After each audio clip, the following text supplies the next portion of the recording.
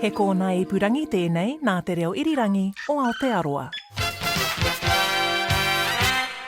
Hi and welcome to Eating Fried Chicken in the Shower bonus podcast. I'm James Nokise and this is clinical psychologist Sarb Johal. He's going to be answering my questions I have about mental health and giving us some practical advice on what we can do in these situations.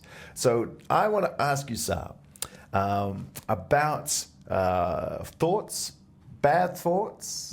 How do I know if I should be worried about the thoughts that I'm having? Yeah, sure.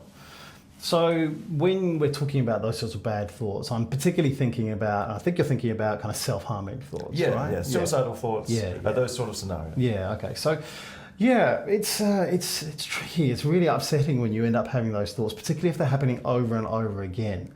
And there's kind of a difference between having those thoughts as fleeting things that kind of cross your mind and you dismiss them and you go, why did that come into my head? That's a bit strange. That's actually not an uncommon experience. Most people have those thoughts. So if you're having those and you're worrying about those, so long as they're not happening too often and they're not upsetting you, then they're kind of normal in the terms of range of thoughts that we have. But if you find yourself having things like thoughts about killing yourself or self-harming, and they're happening quite a lot, they can feel quite overwhelming and frightening.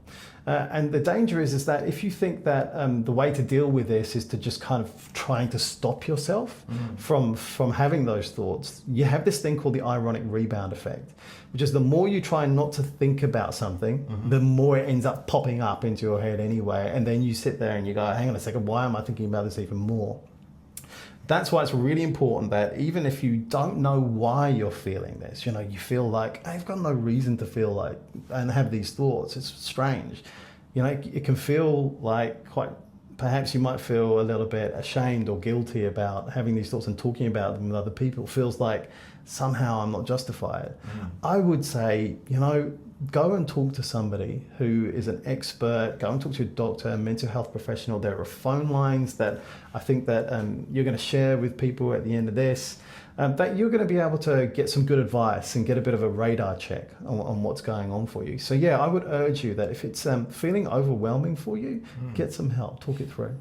And often from my own personal experience, I know there's quite a bit of shame involved when it comes to that initial sharing. There can be some feelings of inadequacy and feelings of that. But what you say about it being normal, and so what can people do about overcoming that first hurdle, that first reach out? Yeah, so knowing that, having difficulties like this where we're struggling with, the thoughts that are going in our heads and the emotions that are running through our bodies that we're experiencing and all the sensations that we have, these are not unusual experiences. If you look across a lifetime, maybe 1 in 5 of New Zealanders go through this within 12 months.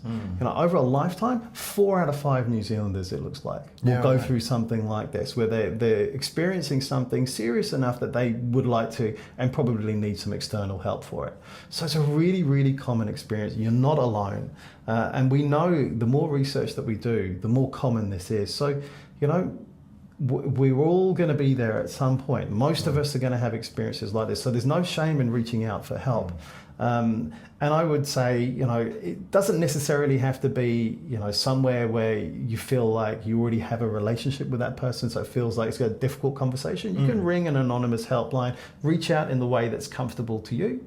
And your first point of contact, if you discuss those sorts of feelings, like, I would like to talk about this, but I'm not sure how, they can give you some options about that too. And what can we do when someone tells us about their trauma? Yeah, if it's something like this, where someone's saying that they're actually, worried about harming themselves or thinking about that, then, helping them to perhaps go along to a first session or being with that, being on that phone call, being on the end of the line with them and sitting with them through that could be a really helpful thing to do. But let's say, for example, it's something that's gone on and you're maybe related to that trauma somehow. Maybe it's something like abuse that's gone on in the family.